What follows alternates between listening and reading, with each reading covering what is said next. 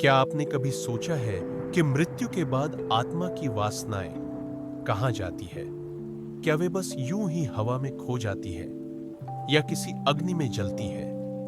आज हम आत्मा की उस अग्नि से भरी यात्रा पर चलेंगे जहां जलती है जन्मों जन्मों की इच्छाएं। मृत्यु के छठे पड़ाव पर आत्मा एक ऐसे क्षेत्र में प्रवेश करती है जहां कोई पदार्थ नहीं होता, न कोई शरीर, न कोई भाषा, बस केवल चेतना की अग्नि। ये कोई सामान्य अग्नि नहीं, ये कोई बाहरी ज्वाला नहीं, ये अग्नि आत्मा के अपने भीतर की ही चेतना है जो अब एक दर्पण बन चुकी है और इस दर्पण में उसके जन्मों की छवियां उभरने लगती है। यहां आत्मा देखती है अपनी अपूर्ण इच्छाएं, अपना क्रोध, अपनी लालसा, अपनी वासनाएं। जो कुछ भी वह छोड़ नहीं पाई थी, जो कुछ भी अधूरा रह गया था, वह सब अब इस अग्नि में सामने आता है। और जैसे जैसे ये छवियां उभरती हैं, वह उन्हें रोक नहीं सकती, छिपा नहीं सकती, वे जलने लगती है। लेकिन यह जलना पीड़ा से भरा है, क्योंकि ये वासनाएं उसे अब भी अपनी ओर खींचती है,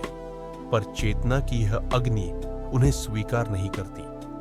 आत्मा छटपटाती है, वह बार बार उन स्मृतियों को पकड़ने की कोशिश करती है, प्रियजनों की छवियां, भोग की इच्छाएं, प्रभुत्व की लालसा। लेकिन वे सब एक एक कर इस अग्नि में भस्म हो जाती है। यह पीड़ा का शुद्धिकरण है, यह क्रंदन की मुक्ति है। यही वह क्षण है जब आत्मा पहली बार स्वयं को वासना रहित अनुभव करती है। जब सब जल चुका होता है तो वहां बस मौन रह जाता है, एक गहरा मौन, जहां कोई इच्छा नहीं, कोई पीड़ा नहीं, कोई छटपटाहट नहीं, बस एक शांत स्पष्ट चेतना।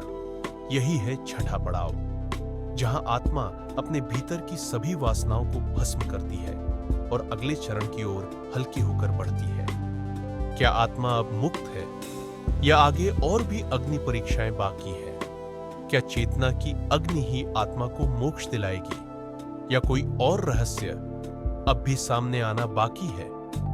देखते रहिए मृत्यु के बाद की 49 दिन की यात्रा का अगला भाग